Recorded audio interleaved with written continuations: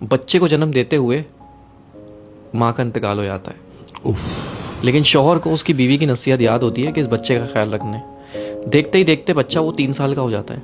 3 साल बाद उसका बाप फिर दूसरी शादी कर लेता है एक शादीशुदा औरत से। अच्छा। जिसके पहले से 3 बच्चे होते हैं। अच्छा, वो सौतेली माँ होती है जालिम।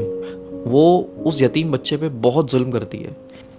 एक दिन ऐसा ही होता है, उस सौतेली माँ की फैमिली आती है दावत पे और वो यतीम बच्चा भी बैठ जाता है खाना खाने के लिए। तो वो यतीम बच्चा चावल गिरा देता है। तो उसकी सौतेली माँ उसको उठाती है, उसको 2 थप्पड़ मारती है और फिर उसकी चावल की प्लेट के साथ उसको बालकनी में बिठा देती है, सर्दियों की रातों में शीशा बंद करके, अपने बच्चों से हटा के। अब शौहर ऑफिस से आता है तो वो कहती है कि आप बैठे, मैं आपको खाना लगा देती हूँ। तो शौहर कहता है, भाई वो मेरे बच्चे, हमारे बच्चे कैसे हैं? वो कहती है वो बच्चे सो गए।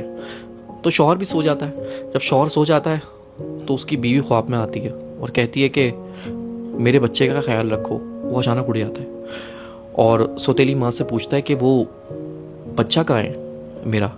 उसने बोला वो तो सो रहा है, आप बेफिक्र होकर सो जाएं। वो सो गया, बच्चे सो रहे हैं सारे एक साथ। फिर वो सो जाता है उसका मियाँ। फिर उसके ख्वाब में उसकी बीवी आती है कि देखो मैं कह रही हूँ मेरे बच्चे का ख्याल रखो।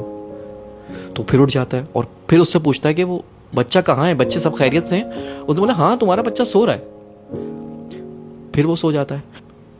तो फिर तीसरी बार वो बीवी उसके ख्वाब में आती है और कहती है कि अब तुम्हें ख्याल रखने की ज़रूरत नहीं है क्योंकि मेरा बच्चा मेरे पास आ चुका है। वो घबरा के उठता है और सौतेली माँ से पूछता है कि बच्चा कहाँ है मेरा?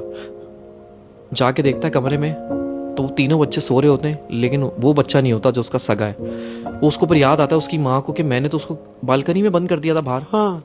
तो जैसे ही जाके वो बालकनी का शीशा खोलता है तो वो 3 साल का बच्चा चावल की प्लेट लेके और अपना मुंह घुटनों के अंदर दबा के बैठा हुआ होता है। जब बाप उसको जाके हिलाता है तो वो मर चुका होता है।